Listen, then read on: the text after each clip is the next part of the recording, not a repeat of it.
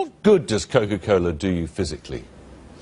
I think Coca-Cola, as the introduction said, does have some sugar in it. It is energy. Is it an absolute necessity?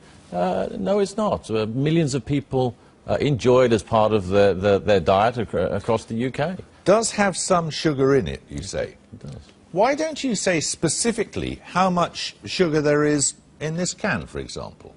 I think if you turn... on the side you say 30, you have a percentage on there, don't you? Yes, right here on the front, it quite clearly calls out the amount of sugar in this can of Coke. And what does it say? 35 grams, which is 6 teaspoons of sugar, which is, you know, about the same amount of calories as a cappuccino or half a croissant. So there is calories. And actually, what we're doing is to say, look, the information is here. We want to actually promote and make sure people do. You imagine people know if they go to the cinema, and they get, this is a small one, and there are big ones here too. You go to the cinema and you get a jug of Coke like this. Do you think people have any idea how much sugar's in it? And maybe they don't. And I think one of the things we need to do... Look at this. 23 sachets of sugar in that single container, the equivalent thereof. Now, that is a staggering amount of sugar, isn't it?